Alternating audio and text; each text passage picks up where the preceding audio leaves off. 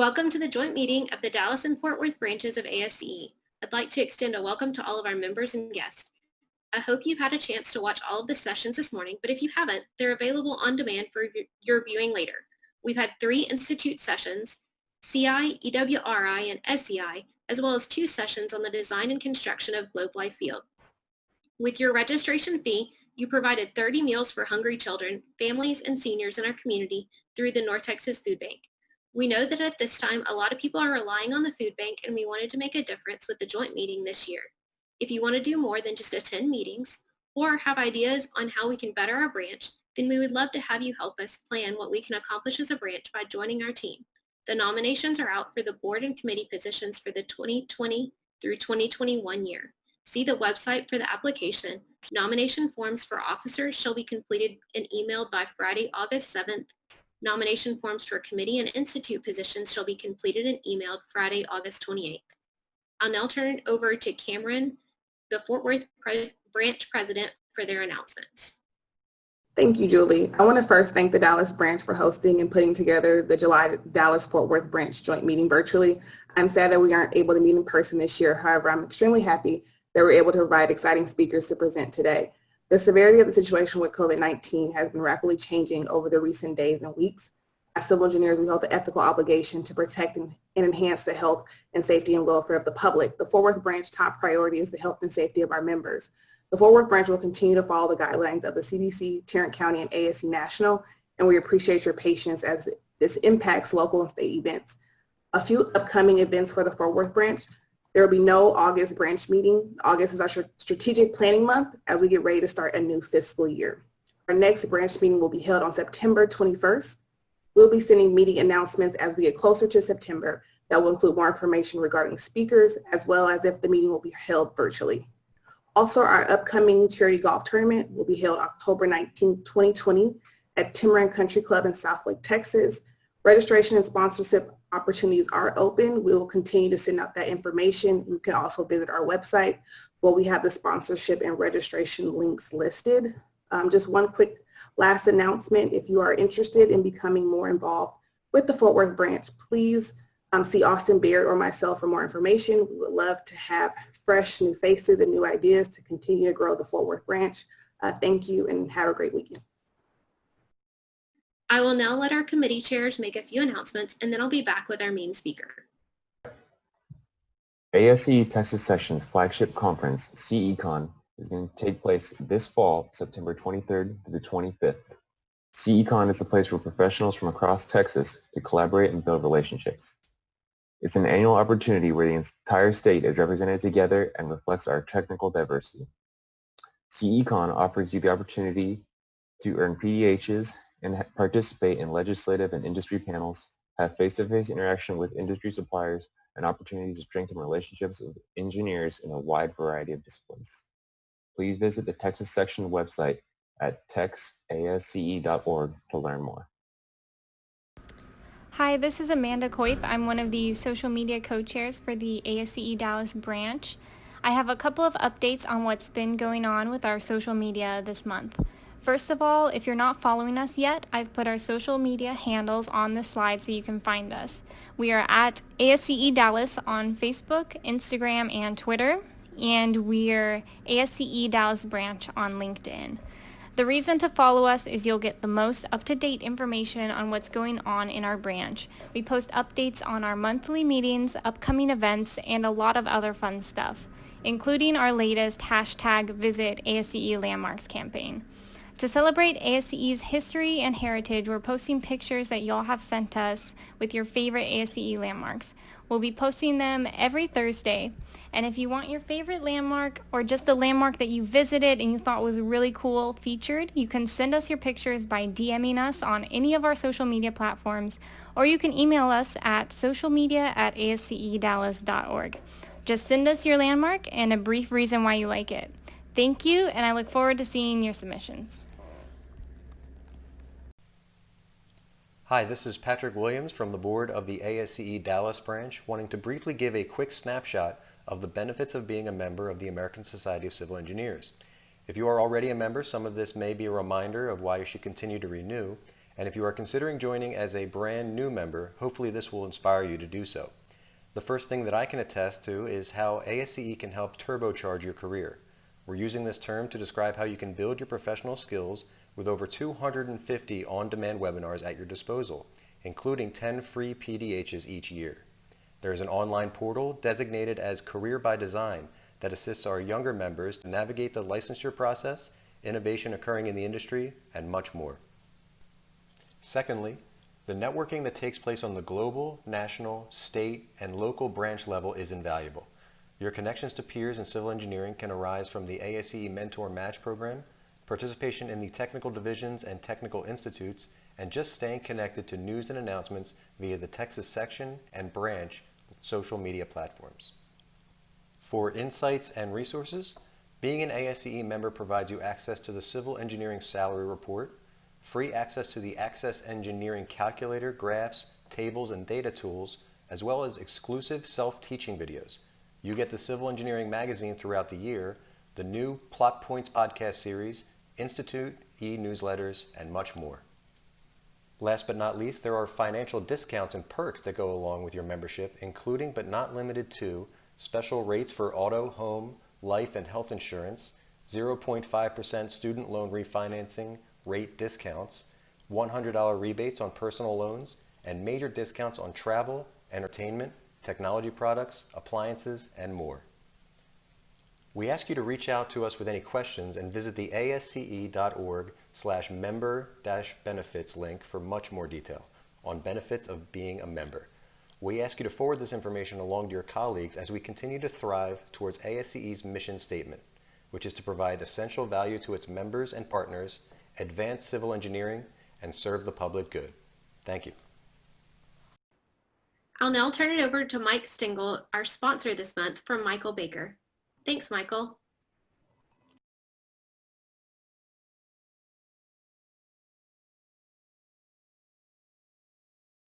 I'm Mike Stengel. I currently serve as the office executive for Michael Baker's Dallas office. I'm going to provide a brief overview of the Michael Baker firm, then discuss some of the types of projects and clients that we serve here in the Dallas office, and also describe some of the impacts that we've experienced recently as a result of the ongoing COVID-19 pandemic. Michael Baker is a Pittsburgh-based firm and maintains nearly 100 offices nationwide. We currently rank as the number 31 design firm in the nation by ENR magazine, and we recently celebrated our firm's 80-year anniversary. While there aren't many engineering service types that Michael Baker doesn't provide, what the firm is generally recognized for is our transportation services. In fact, ENR ranks Michael Baker in the top 25 for highways, bridges, airports, and mass transit and rail. Our Dallas office is the largest of 4 offices in Texas. The others are located in Austin, Houston, and San Antonio. TxDOT serves as our largest Texas client and also a top 5 client for the Michael Baker firm. A few of the notable ongoing projects led from our Dallas office include an I-2 design build project.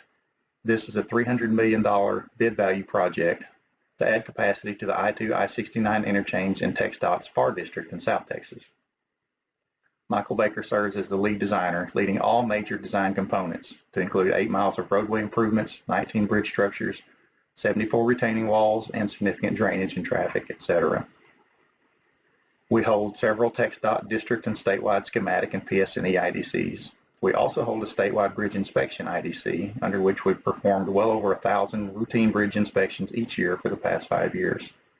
Some other TxDOT IDCs that we hold include value engineering, signage and signalization, and we recently won an IDC for mapping and inspection of ancillary traffic structures. Construction services is something that we started in recent years that's been very rewarding. One of the largest construction projects we're assisting on currently is the Lois Stemmons reconstruction project. This is a congestion relief project under the Texas Clear Lanes Initiative, located in downtown Dallas on a 2-mile segment of I-35 East. It's listed as the 6th most congested roadway segment in Texas. This project was also identified as TxDOT's #1 priority in the Dallas metro area. We provide a variety of services to the DFW airport, ranging from routine structural inspections to airport planning services. And we also maintain a federal team that delivers federal facility and infrastructure projects, primarily through a number of IDIQ contracts we hold with the Corps of Engineers, the Air Force, Navy, and U.S. Customs and Border. In Dallas and firm-wide, we've been very fortunate to have sufficient project backlog to keep our staff busy throughout this pandemic. While some offices did experience some significant project shutdowns that have posed some real challenges, most offices have continued to perform well, and the firm is actually still on target as of July 1 to achieve our financial metrics for 2020. The majority of our largest clients' design and construction projects across the country were considered essential and thus experienced very little cancellation or delay. We did close our Dallas office in March as prescribed by Dallas County, allowing all staff to work from home with the exception of our field inspection staff. We reopened it at 25% capacity on June 15th, approximately 30 days later than was allowed by Dallas County. While the state of Texas now allows up to 50% capacity, we're still holding to 25% due to the recent rise in COVID-19 cases. We have implemented several measures to keep our staff safe, including a firm-wide air travel ban, except for mission-critical travel to meet our clients' needs. Despite the challenges, we've continued to grow our Dallas office, and since June 1, we've actually onboarded 5 summer interns and 6 permanent new hires, adding depth to our roadway, bridge, federal, and architectural teams. We have found creative ways to engage our interns to provide a meaningful, albeit not typical, intern experience. The 25% office capacity is made up mostly of these interns and new hires, along with a rotating schedule of their supervising staff, myself included, in order to provide the necessary instruction and coaching. Like you, we're finding ways to maintain our productivity through these times, and our firm's leadership is also using this opportunity to develop policies based on lessons learned through this experience to create more flexibility in the workplace moving forward. And like you, I'm excited to see what the new normal looks like in our profession when we're able to finally put this pandemic behind us. Thank you.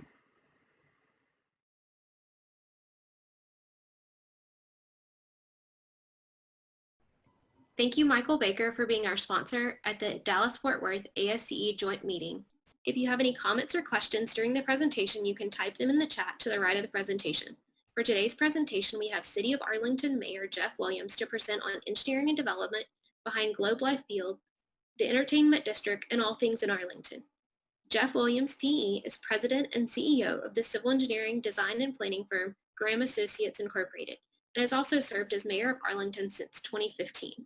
In his engineering capacity, Mr. Williams managed the planning and layout of all the roadway infrastructure in the entertainment district of Arlington that included both the Ballpark in Arlington and Cowboys Stadium. In addition, he planned all the roadway connections and interchanges involved in the widening of Interstate 30, the Three Bridges project from Ballpark Way to Cooper Street in Arlington. Under Mr. Williams' direction, Graham Associates was also the planner for Nebraska Furniture Mart and related development for the city of the Colony. This included approximately $100 million of infrastructure, roadways, water, and sewer. Graham Associates also designed the first divergent diamond interchange in Texas to accommodate the massive amount of traffic that Nebraska Furniture Mart generates. Mr. Williams has had the privilege of working in cities and counties all over the Metroplex and truly enjoys building communities through the work of engineering. He is a gifted speaker and communicator with an ability to anticipate challenges while casting vision. He is also known as one of the leading economic development professionals in the state of Texas. One of the unique things about him is he also knows how to accommodate for mixed use, retail, housing, and sports complexes.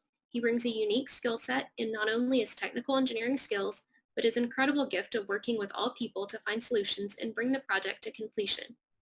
These skills have been recognized by Texas Tech University as a distinguished College of Engineering alum, and through the success of his firm, the state of Texas, for the Outstanding Civil Engineering Achievement Award, Project of the Year, and Comprehensive Planning Award. As mayor, Jeff has brought synergy among citizens and ignited a passion for what Arlington is and could be in the future. His contagious enthusiasm for thinking big and capitalizing on what makes our city unique has been a recipe for more jobs in our city, businesses knocking at the door, and growth like we've always dreamed of, and are finally seeing as reality. With projects like Texas Live, Champions Park, and new Globe Life Field, General Motors expansion, relocation of D.R. Horton, Summit Racing, relocation of Six Flags headquarters, National Medal Honor of Museum, downtown revitalization efforts, it's no surprise that Arlington has been voted the best run city in Texas.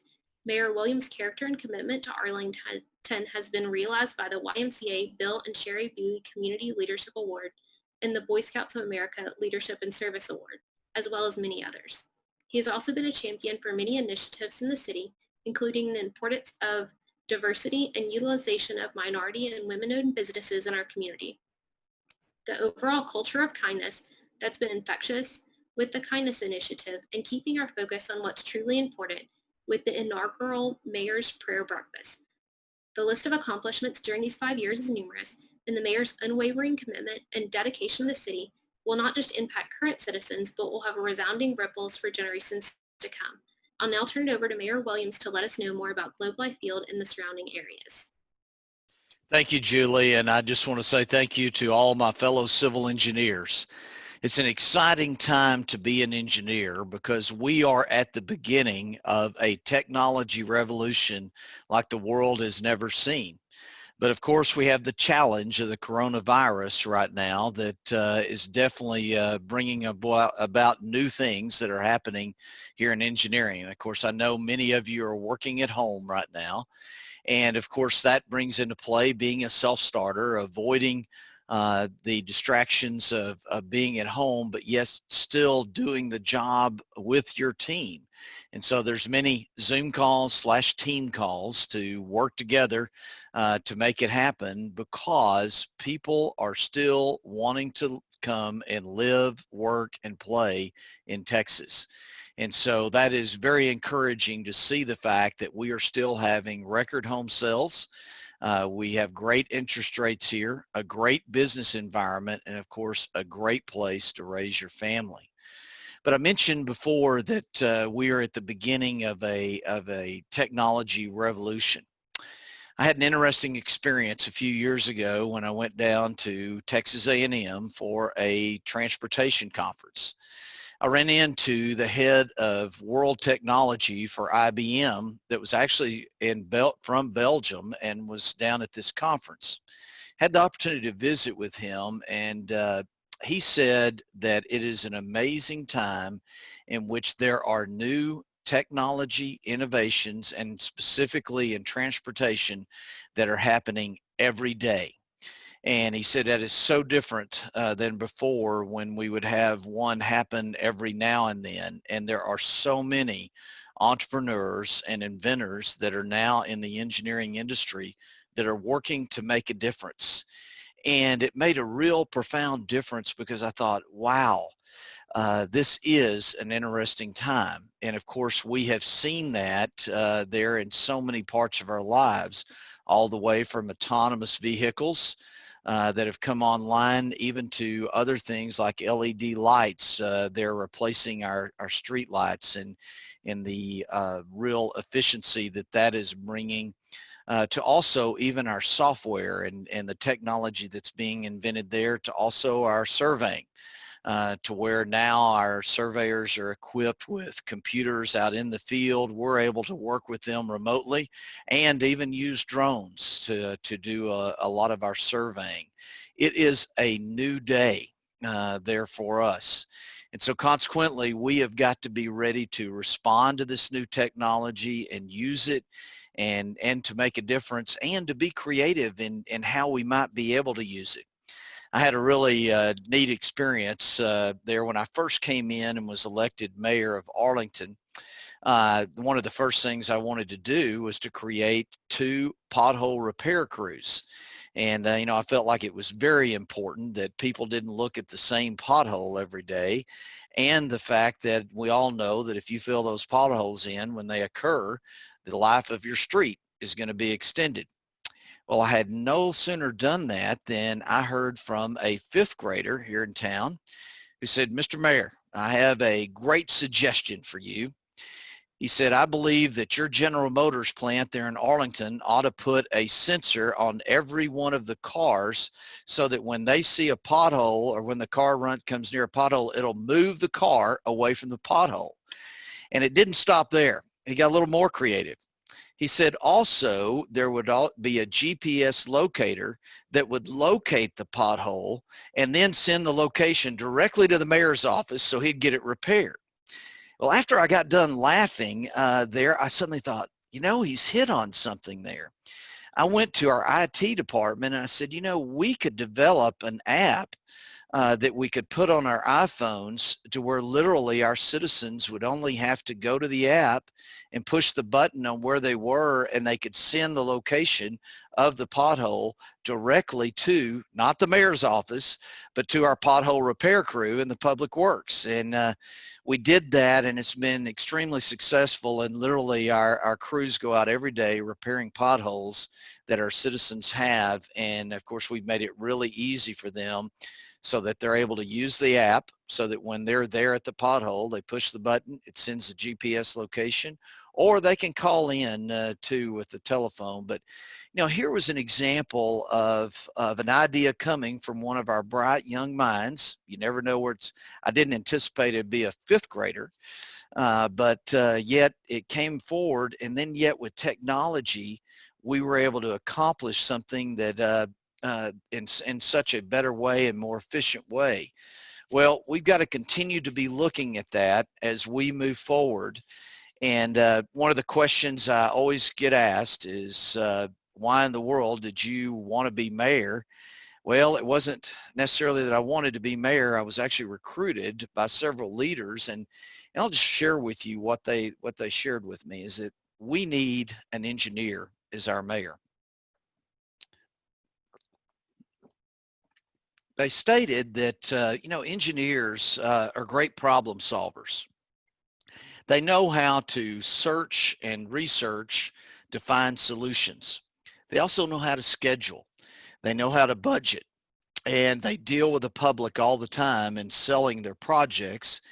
And then they have such a vast knowledge of public infrastructure, planning, permitting, and of course also parks and flood reduction and transportation, just to name a few, all things that civil engineers deal with. And of course, we all work with cities all the time.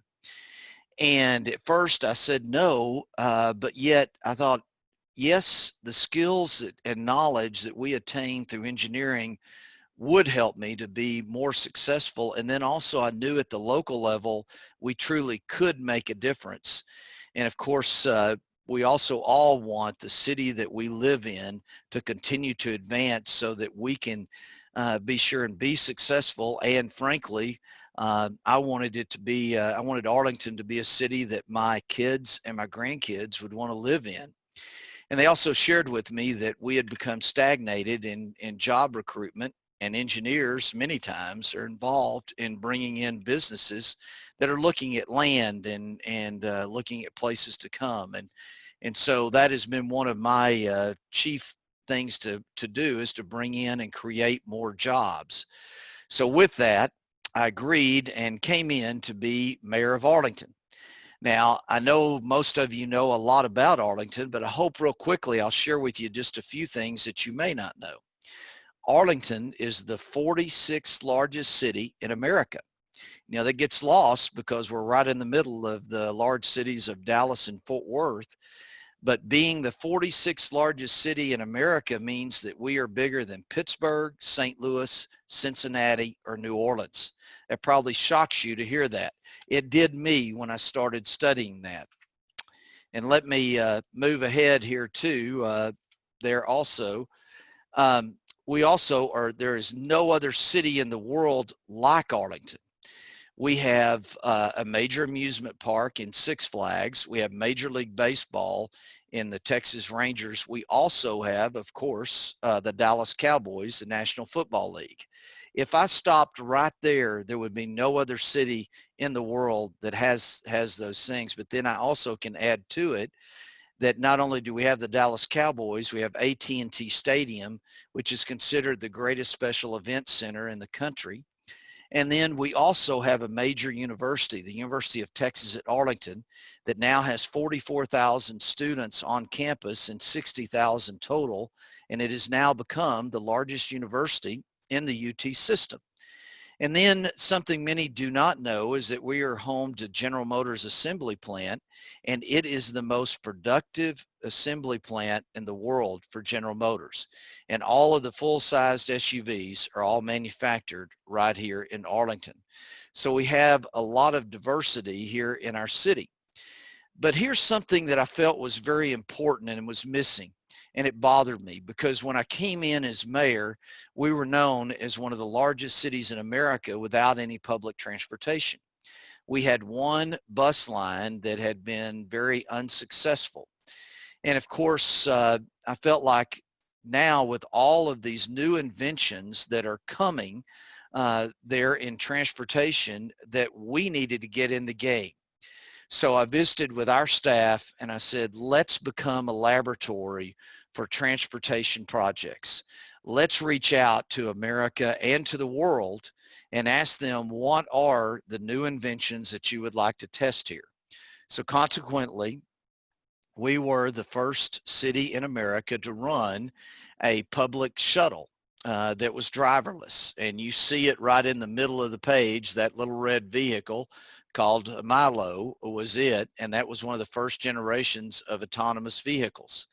But we didn't stop there. We went on with Drive AI, and they actually ran autonomous vehicles on our public streets. And we were the first city in Texas to run autonomous vehicles on our public streets. And then something I'm really proud of, because we had started with Milo and had gotten our citizens used to autonomous vehicles, we actually did not get any complaints at all about running autonomous vehicles on our streets. I was really proud of our citizens, but it also is a testimony of educating the citizens and informing them about what you're doing and how you're doing it, something that's so important there in engineering. But we also have smart signal technology, artificial intelligence in traffic signals is amazing what is going on there. We also have had Waze in our town, the app finding company, and we are doing all kinds of experiments on information and so forth with them. And of course, I mentioned LED lights. Another interesting thing is that our water department teamed with the UTA engineering department to develop a robot to go into our pipes that actually predicts how long the lifespan will be. And when they detect cracks, they're able to predict how long the pipe will last. So consequently, we've been able to revamp our capital improvement strategy so that when we, instead of just predicting the life of the pipe based on the general life of it, we actually can predict it based on the actual condition of the pipe with this robot. And needless to say, that's saving us millions of dollars in pipe replacement because of that. And of course, many other cities have now been using this particular tool there in their city. Now, I'm really proud of this. In addition to trying to develop things on your own, it's important to work in teams in engineering, isn't it? And we worked with our planning staff here to work on what we needed to do in transportation. And our team of staff members there in planning and transportation came up with the idea of technology-based rideshare, much like Uber or Lyft, but however, it used Mercedes-Benz vans. And literally our citizens call this service that comes within a block of their house to the nearest intersection. They pick it up at the intersection, drops them off at wherever they're going, or it will take them to the Centerport station where they can go on into the airport or catch the rail. This has been one of the most successful transportation programs in America, and now 75 major cities have adopted this program, and many use it for the first mile and last mile to connect with their light rail. We are about to expand this throughout our city. It has been so successful. You can go to the city's website to find out more about it. In fact, DART has now starting to implement a similar program, and literally cities all the way from Sacramento to Boston are now doing a similar program. Again, a new innovation for our community. And then something that also makes sense to us as engineers is we analyze data, don't we? We analyze what the stats say, what the numbers say for us.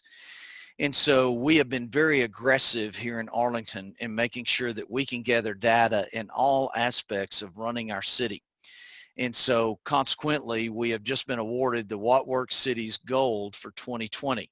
We are the first city in Texas to receive this, and mayors all over the country and cities all over the country are after this certification there with it. And of course, it gives us an opportunity to make better decisions.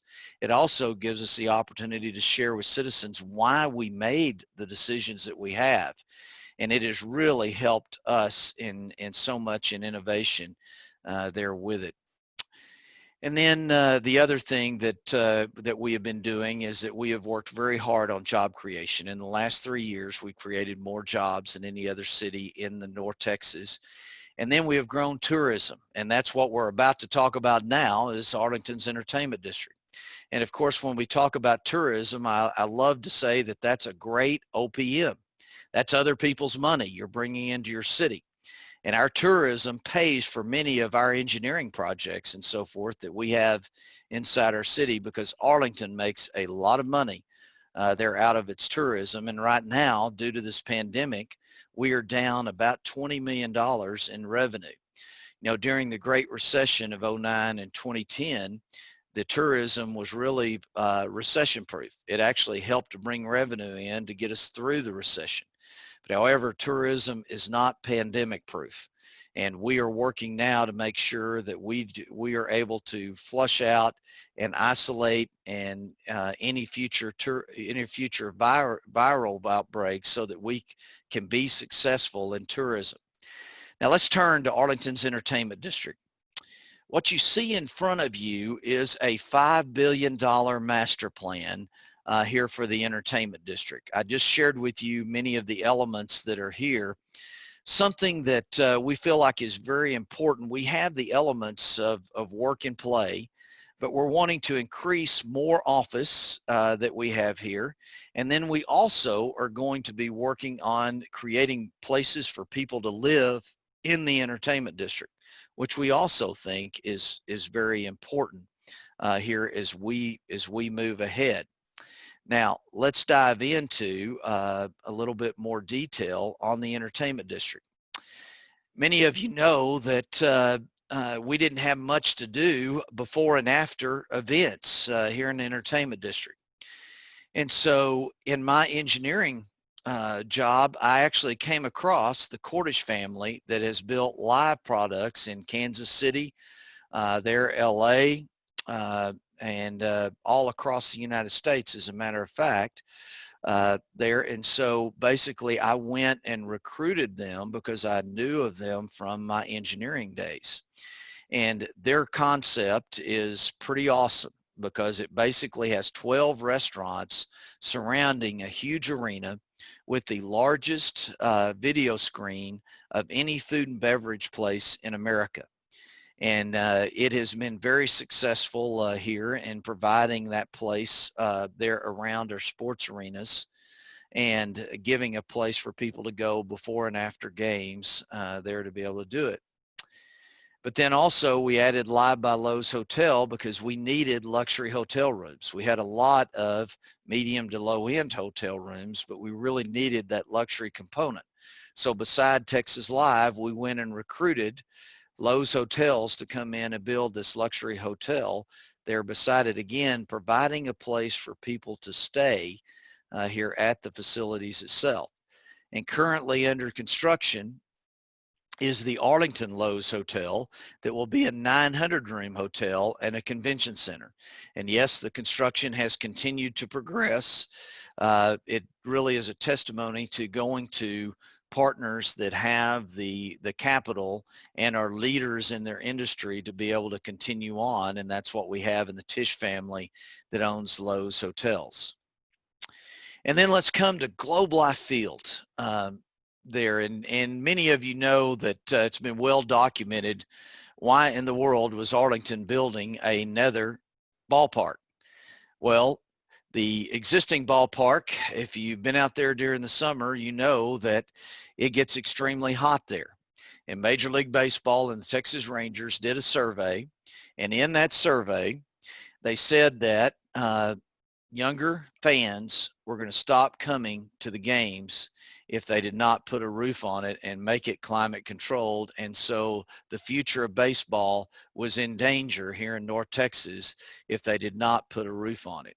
So consequently, the Rangers there did talk with several cities there. And in fact, several cities came to recruit them to their city.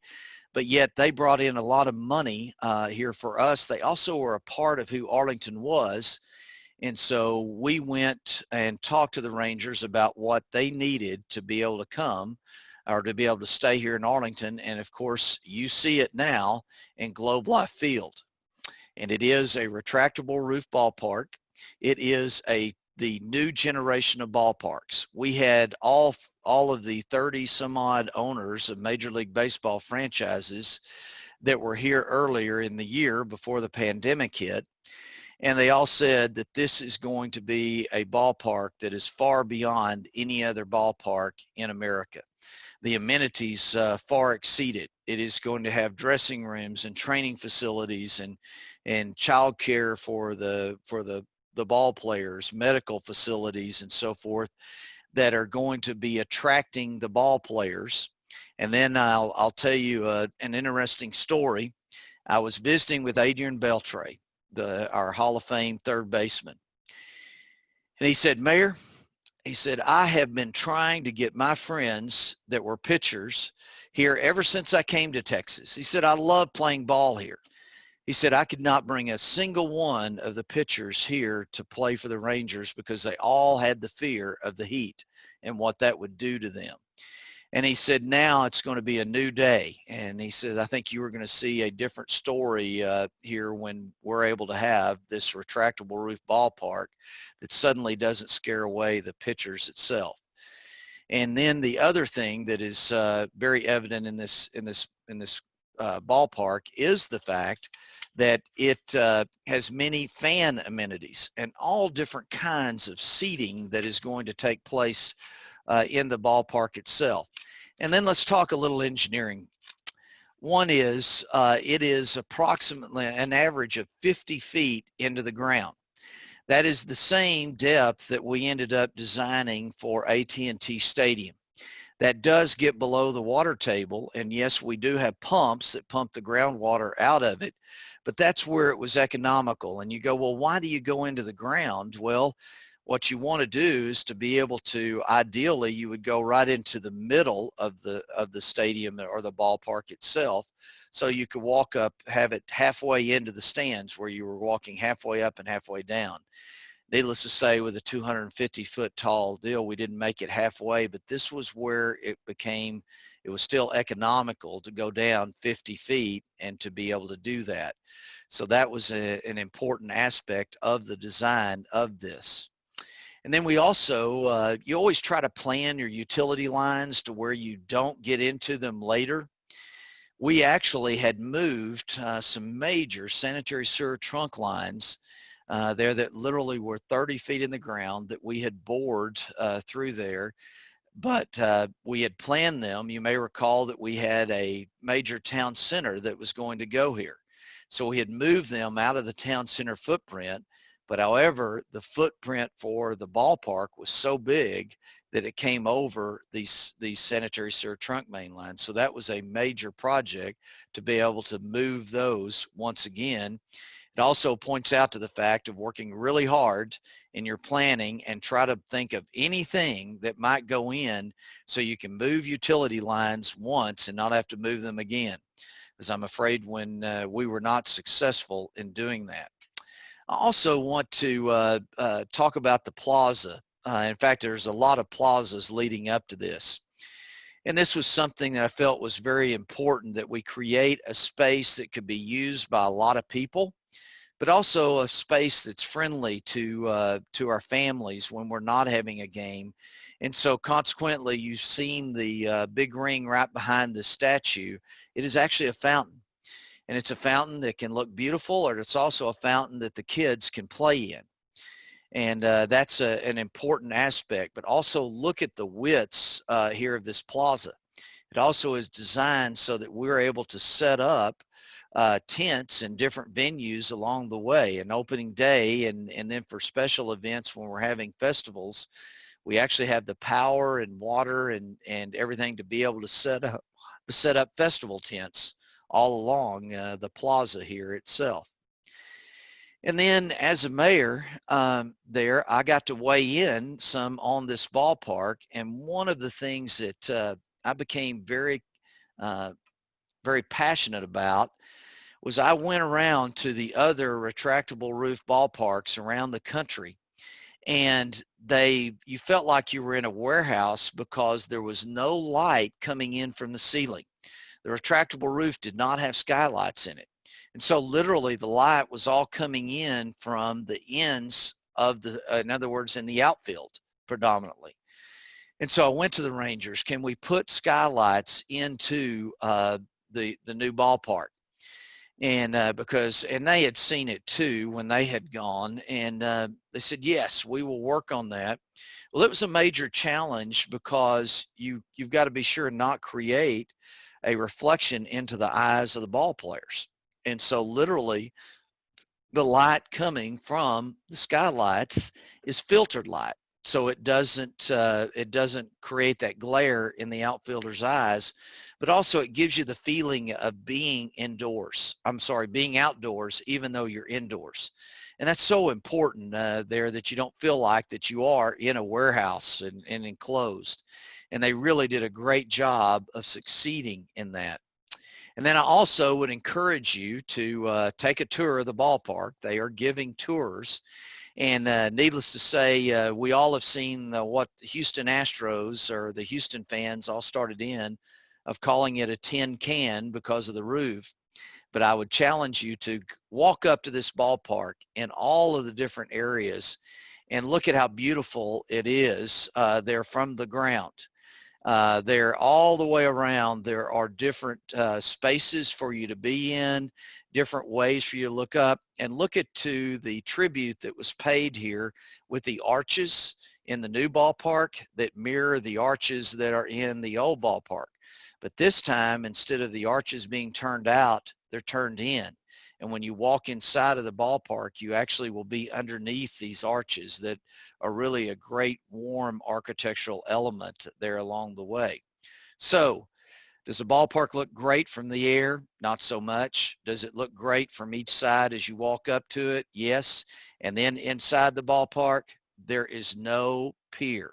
It is the best ballpark in America, according to not only me, but also owners, all of the owners of Major League Baseball, that this is setting a new standard here for ballpark. Now, the question you're asking, well, when are we going to have fans in there? When can we play? Well, we were very hopeful that we would be having fans in there 1 week after the season started. And then yet now we have a rise in the pandemic, and it's very much up in the air. And needless to say, we got word that, the Ivy League, college football, is not playing. So everything is really up in the air because of these surges that we're getting in the pandemic. And so that is a big concern, but stay tuned. If we can wear our mask, social distance, and do our hygiene, hopefully we'll get these numbers down to where we can actually go in and see a game. And then I couldn't talk about the entertainment district without talking about the greatest special event center in the world. And of course, that's AT&T Stadium. When when the stadium was being built, there was an argument going on whether there would be 15 major events or 25 major events. Well, guess what? There are over 300 events now taking place at AT&T Stadium. And again, one of the real challenges here on it was how far we could go in the ground with the stadium itself. And as I mentioned before, even on it, it's approximately 50 feet into the ground. Another aspect, there are about 100 acres here of parking lots. And in those parking lots, one of our BMPs that we introduced was we put grasscrete around the perimeters of all of the downstream sides of the parking lots. And you'll see that to where they can park in them, but actually we have permeable surfaces there so that the water can drain into that, and created a great BMP, and it's worked very well. That also is where they tailgate a lot. It created that green space. They like to be near that. Also, I'll mention this was the first project in the Metroplex to use iSwim.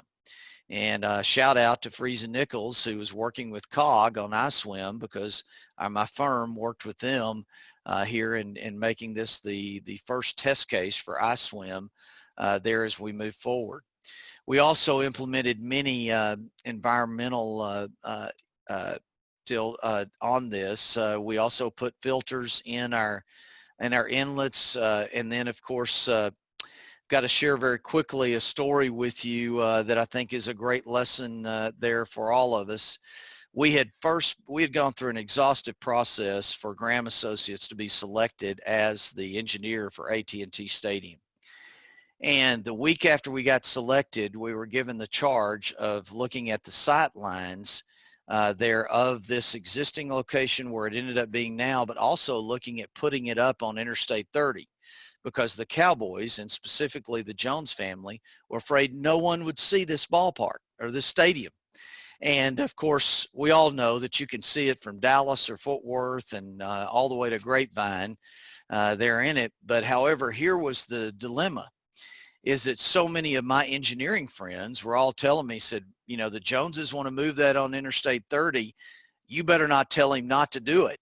Because here was why we didn't want to do that, is because we had studied the traffic impacts of putting a stadium right on the freeway versus setting it off. And we use 13 different interchanges to bring people into the stadium, and we use our city streets to come in. And of course, we originally worked with DeShazio Sterick, you know, John DeShazio and Mike Sterick. Kimley Horn came on too here on it. Don't want to give a shout out to them. But we were very concerned about that. And this was early on. And we're saying the traffic is not going to work if we put this stadium up front. And I thought, boy, this could be the shortest stay of any civil engineering firm if the Cowboys fire us after 3 weeks on the job. And of course, we just said, well, when more we went through it, we have to tell the truth. We have to do our best job to show the facts and figures on why not to move it up there, not just the sight lines. We need to show them the testimonials that we had gotten from other NFL clubs and their engineers. So we went into that, made the presentation, stuck to our guns, went through it. We had a lot of questions asked by the Cowboys, but they really did not tip their hand on what they were doing. And I spent a sleepless night wondering what was going to happen with the Cowboys and the Joneses. The next morning, I was extremely elated when they called and said, we agree with you. We'll leave it where we originally had thought. And we appreciate the thoughts there in it. And from there on, it really set a great tone to where both the Jones family and the Cowboys listened to their professionals. And it was really, really an exciting project to work on. And then I'll just share with you the last part of this project that we got done before they opened was the Plaza. The Mrs. Jones was really wanting to make this the front yard of the ballpark. They upgraded the Plaza 12 times in 4 months at the end of the project. We were done with everything else but not the Plaza. And that was nerve-wracking because, you know, we were trying to get it ready for the concert of George Strait and Reba McEntire. Well, interestingly enough, guess what we're doing right now? The Graham Associates is out surveying and working again at upgrading the plazas. So stay tuned. I don't want to tip the hand on what all we're doing in the plazas, but we're out there again working on the plazas of AT&T Stadium to again upgrade that. But a tremendous project to work on there, and a great team, I might add, too, of all of the other engineers and architects that we worked with, and the contractors. And then in between both AT&T Stadium and the new ballpark and the old ballpark is Johnson Creek. This was a very important part of this project because we had a 21.7 square mile watershed that we had done the master planning on, but however, this was a typical Texas creek, and the parking lots were falling into the creek. It had sheer banks, and we were charged with coming in with a plan that would stabilize Johnson Creek from erosion, but also to actually help the flood reduction. An interesting thing about this was that we ultimately ended up not needing detention because of the timing of it, we needed our drainage to go on down Johnson Creek and get into the Trinity River before the upstream impacts, because this watershed runs about 8 miles to our south up at the Parks Mall. And so it was very interesting, because we had thought we may need some major detention basins. Instead, it was exactly opposite. We needed to move the detention on out. And of course, we took advantage there of the opportunity to create bridges across the way. We also designed a vortex weir there to control it as it went in. And then something that's still, and this is a frustrating thing for me, we also designed sediment basins upstream. On every project, it seems like they run out of money. And so consequently, the sediment basins upstream of this has still not been constructed. So consequently, the sediment still is draining into the lakes at the Rangers, and it's currently being dredged as we speak. But we are hopeful here in the future that sediment basins will be done. But we stabilized Johnson Creek between these two, and again, making it possible. Now, another part of this is that we raised all of the parking lots in the entertainment district up out of the floodplain. We also put in all of the utilities that were necessary so that we can effectuate a very dense development, because the name of the Arlington Entertainment District will be changed when we complete the mixed-use development of live, work, and play, and it won't just be an entertainment district. It will become Arlington's most dense, central, mixed-use development here, and will actually connect on to downtown Arlington. So stay tuned. And then I can't say anything without, I've got to share with you, in the existing ballpark, it has been converted successfully for football, soccer, and cricket. And in fact, they are preparing right now for a soccer league that is a AAA team to FC Dallas that the Hunts have. And stay tuned. I mentioned cricket. There'll be an announcement being made about it. And you're going to see Texas high school football. And the XFL was very successful there, in fact, in what they did there in it. So we're looking forward to premier Texas high school games being featured in that ballpark. But we have had a huge demand from businesses wanting to move into the ballpark. So we actually right now have been working on surveying to expand the offices and to create this. And of course, this is what it did look like there when the ballpark was there. And y'all stay tuned, because there are many changes being made. But the ballpark in Arlington, or Globe Life Park, is going to be there. And in fact, Six Flags has just combined their world headquarters that was spread out in Chicago, New York, and Grand Prairie, and has moved into the ballpark. And we will have other people moving in. So you're going to look at expanded offices and more sports being played into Globe Life Park. So stay tuned. It's still going to be there. And I've got to mention too that when I worked on this project, we had very little time to be able to both design and build this project. And I developed very strong relationships with the MEP and the structural and the architects and the many contractors that worked on it. Relationships that have helped me throughout my career, because we have done many projects together. And it's so important to create a team concept and build relationships in engineering. And this project really paid off. In addition to that, you never know who you're going to be working for, because my client on this project was the managing general partner of the ownership of the Texas Rangers, a guy by the name of George W. Bush, who later became governor and president. And yes, we were sitting in meetings with him. And did we have any idea he was going to become president? No. Did we think he might be governor someday? Yes. But president, no. And so it was quite a journey there. And again, always putting your best foot forward on every project, because you never know when the relationships there are going to turn into a lot more work, or be people that can really help you and your firm be able to move ahead. And then I've got to share with you too, all of us try to determine the parameters of when you design a project. And we designed all of these roadways and so forth around these to actually accommodate a Major League Baseball game that would be done at a separate time than a National Football League game and still have Six Flags open and in full swing. But Major League Baseball and the NFL promised us that they would never have a game at the same time. They said they would even give us 3 or 4 hours between those if they had them on the same day. Well, the very first season, they violated that. And this particular day was a very anxious day for me because this was when the Rangers were playing the St. Louis Cardinals in the World Series. And then at the end of that game, they had started up a game against the then St. Louis Rams that were playing a football game. Does that sound familiar?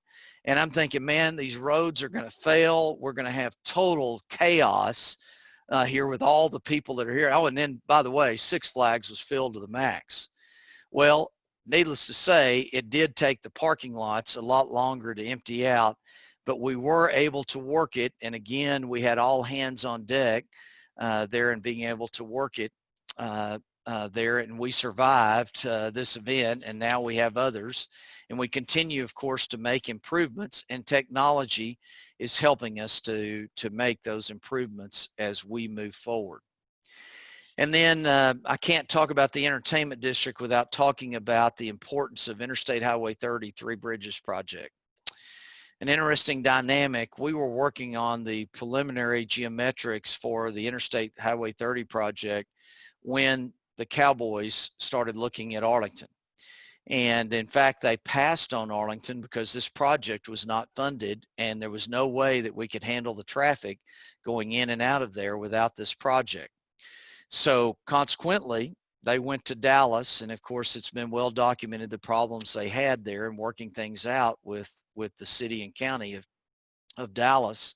In the meantime, we were able to receive funding. We advanced the design of this project, and when the Cowboys came back and looked at Arlington again, this project was funded, and we were beginning the design of the construction plans. Well, Cowboys came, and of course we needed to have most of this project constructed there when the Cowboys opened, but we needed it all finished by the time the Super Bowl came in 2011. And my team of engineers there that worked on this worked 7 months straight, 7 days a week, and so did the Texas Department of Transportation in reviewing it, so that we only had 7 months to do the construction plans because they needed the construction time to get it ready for the Super Bowl. And of course, also having part of it done for the opening. And everyone succeeded there through that.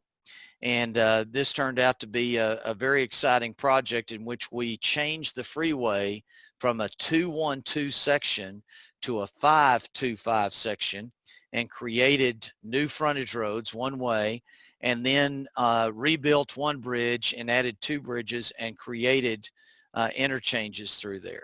So it was an incredible team effort. I've got to say a shout out to the city of Arlington too, because so many people work together there, and our team of professionals. Got to give a shout out to Strickle Rollins, who's now Park Hill Smith and Cooper, and also Jim Richards, and again Mike Sterick and Shezio Sterick on this project that did win 2011 Project of the Year of Texas Public Works Association, but also opened the door for the Cowboys to be able to come into. Isn't it awesome when civil engineers can impact a city? And we often do.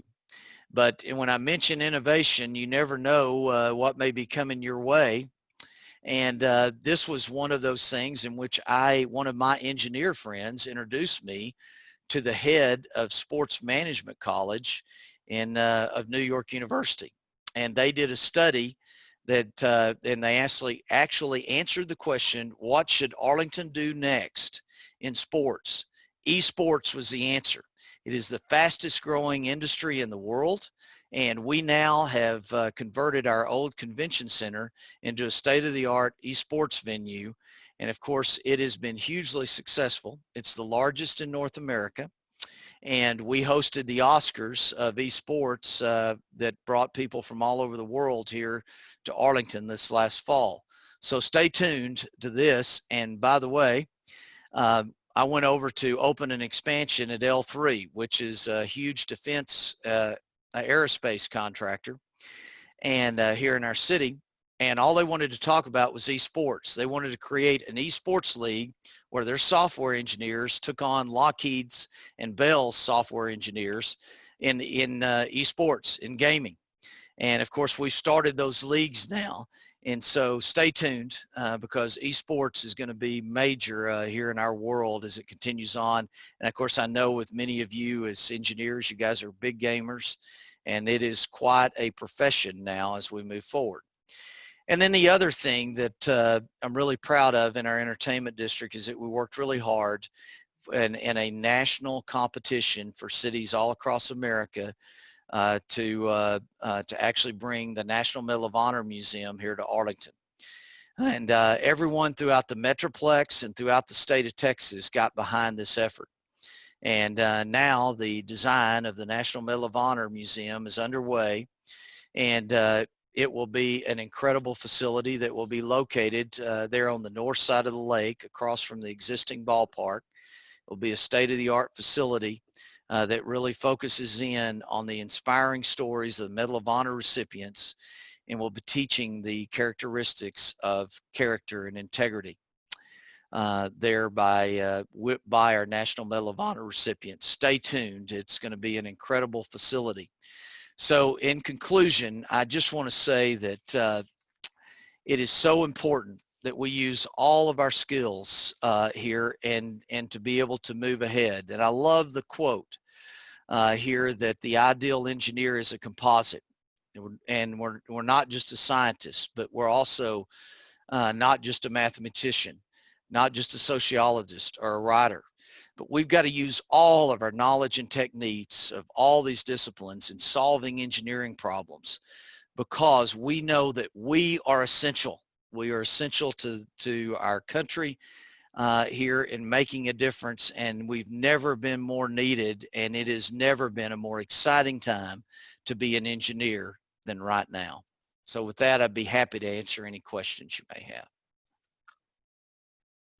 Hey, Mr. Mayor, this is Carlos Balderrama. I just want to thank you for speaking to us today. It's been a great presentation. So at the beginning, you brought up multiple cool technologies and things you brought to the city of Arlington. So it's pretty obvious you're able to use your engineering background to kind of bring some of the new technologies and two great ballparks and a stadium to the city. I guess my question is, was it difficult transitioning from an engineering background to becoming a mayor? It was amazingly not there in a lot of areas because we had such a great knowledge of public infrastructure. It was easy to work with the Public Works Department. It was easy to work with our water department, planning, permitting. We've worked very hard on changing the culture of our planning and permitting to be very customer friendly. Now here's where it did get tough. Animal services, police, and fire. And animal services, I had no idea how passionate people are about their animals. And then police and fire, I thought I knew a lot about it, but it is such a complicated world. And then in addition to that, they have police associations and fire associations that also complicate that world. And so those are some of the things that created issues, but applying my engineering knowledge and engineering principles to being mayor were just natural. And it really, I was amazed at how well it translated to being a mayor. The other thing I was amazed about is how few of engineers are mayors. I had no idea when I became elected how few mayors are engineers. Mr. Mayor, this is Mark Boyd. I'm on the Dallas board this year as the past president. I like Carlos, I really appreciate you taking the time to speak to our branches today. Thank you very much.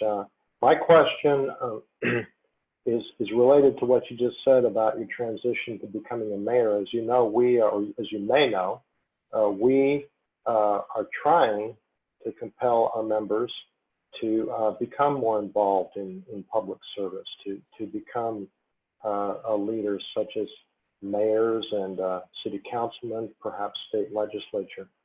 course, not with a whole lot of success.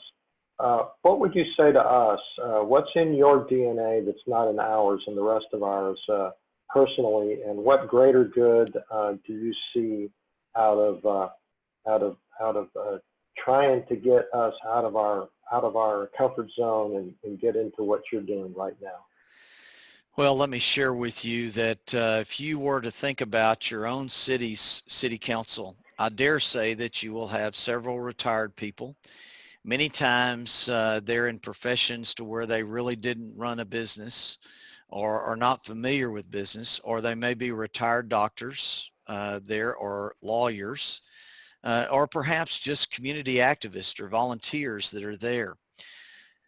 Councils, city councils really need more business people, and then they need engineers, because it really helps round that out. And not any of the other professions or things that I just named are not ones that shouldn't be on city council. But when you don't have any business experience or any engineering experience on your council, you're at a huge disadvantage. And so we bring a whole lot to the table there in that. And then the second thing is that we are busy building things, and we many times don't think about even getting into the fact of running for office. It is out of our comfort zone. But however, the time commitment here to serve on city council, I think, could really fit in very well there. Now, the mayor's schedule does not. It's too heavy duty. And I have a great management team at my company there that allowed me to do it. But however, for city council, I think many of you truly could manage your schedule and talk to your principals there. And then some of you may be officers in your company or a principal. And it would help the communities tremendously. And then that would translate also into help into the engineering communities, because you would actually have council members that help the public works director and the water department, and have an understanding of that, would understand planning and permitting there, but also even be in the room to understand schedules and budgets and so forth there. So try to get out of your comfort zone and look and explore how you might be able to do that. And I have also talked to the North Texas Commission, and we are hopeful that they are going to start training for potential candidates for city councils, and try to go through what would be required, not only in serving once you're elected, but also how to work through getting elected there to be on city council. Myself, I had, as I mentioned, about 15 people that came to me and asked me to run, and those 15 people helped me a whole lot in getting elected and knowing what to do and how to do it. There and originally getting elected. So, so important that we have engineers in public service. You said for Johnson Creek, that was, you had to deal with Johnson Creek even with the original ballpark. So what was the problem since the beginning, and why did it need to be addressed? Was it just the flooding, or was it something else that caused issues with the construction? It's kind of interesting. There were all kinds of problems with Johnson Creek. One is you had sheer banks along the creek. It was continually eroding, and there was no end in sight to the erosion. But also there had been flooding up and down that watershed of 21 square miles. And so in previous projects, we actually had designed several flood reduction projects upstream of this ballpark and also of Cowboy Stadium. But when you get into the entertainment district itself, there we, needless to say, could not create any problems because we had Six Flags that was downstream. And Six Flags in its early years had created some of its own problems, because before we knew many of the things we knew now, they had created that amphitheater that creates a dam along Johnson Creek. They also have the Roaring Rapids ride that actually is built up to create a fall for the Roaring Rapids, but both of those create dams, not just in the floodplain, but in the floodway. And so we had to work to try to make sure, one, that we not only didn't create any negative impacts from the stadiums, but also that we were able to help. And so the things that we did there, we widened the creek, we gentled the slopes. We did do a lot of bioengineering along the way. And then you see too, we did use a product by the name of Ready Rock that is a very huge retaining wall that looks very natural, looks like limestone, but it's manufactured blocks that are very heavy that can withstand, 20, 25 feet per second velocities there along the way. And then in addition to that, we had a lot of permitting issues because we were working with the Corps of Engineers very closely. And so all of those were challenges that had to be overcome. And the one challenge that we still haven't overcome is the sediment going into the lakes that are there just to the north of the existing ballpark, because we still want to be able to do those sediment basins upstream and actually be able to take that sediment out before it ever gets into the entertainment district, at least most of it. So it's interesting how sometimes projects can take a long time because of funding. Jeff, we want to thank you for being willing to speak to us today. It's been great hearing how the City of Arlington has planned around the entertainment district, how the new Globe Life Field, and things to come. It's also interesting to hear about the innovation that the city's done. It was great to have a fellow engineer as mayor, and that's great inspiration to the rest of us. Also, if you registered for the meeting today, you'll receive your P-Date certificate via email. It'll be for all the sessions that you attend. All of them can be found on the Dallas Branch YouTube channel. If you have any additional questions that you want to ask our speaker today, please put those in the comments section and we'll send those to him and then send out the responses. Next month's meeting will more than likely be another virtual meeting, but we're not sure. Keep watching your email and the Dallas Branch social media for updates. The meeting's scheduled for August 10th. To end, I could not do this on my own. It's a team effort, and thanks to all of those that have helped put this meeting on. Thanks for attending the virtual joint meeting of the Dallas and Fort Worth branches. I hope you have a great rest of the week. With that, I will adjourn the meeting. Thanks for joining us.